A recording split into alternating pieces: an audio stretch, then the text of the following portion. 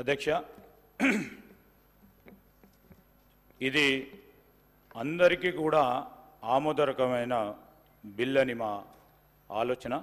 ఈరోజు మన తెలంగాణలో హుక్కా పార్లర్లపై నిషేధం అవసరమని ప్రభుత్వం వెనువెంటనే దానిపైన నిర్ణయం తీసుకోవాలని గౌరవ ముఖ్యమంత్రి గారు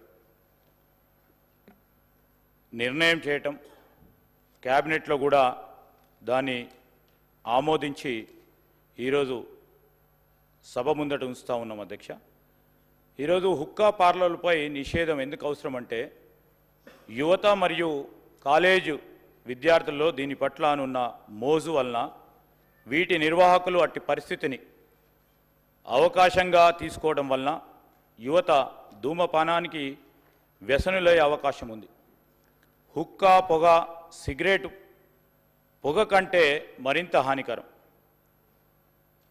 ఇది పొగ తాగే వారికి కంటే ఎక్కువ అధిక స్థాయిలో విషపూరితమైన పదార్థాలకు గురి చేస్తుంది.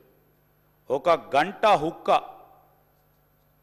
పొగటులో 200 పఫ్ఫులు ఉండి సిగరెట్తో పోలిస్తే 100 రెట్లు అధికంగా పొగాకు శ్వాసించడం జరుగుతుంది కనుక, అంతేగాక హుక్కాలలో బొగ్గు ఉపయోగించడం ద్వారా కార్బన్ మోనాక్సైడ్, లోహాలు మరియు క్యాసినోజన్లు మరింత ప్రమాదకరమైన పొగ వెలువడి కాలుష్యాన్ని మరింత పెంచుతుంది. అధ్యక్ష, ఇది కేవలం పొగతారు గారికే కాదు, ప్యాసివ్ స్మోకర్లకు కూడా ప్రమాదకరమైన ముప్పు కలిగించి ప్రజలు తరచుగా సంధించే పబ్లిక్ స్పేస్లలో ప్రమాదాలు మరింత పెంచుతూ ఉన్నాయి.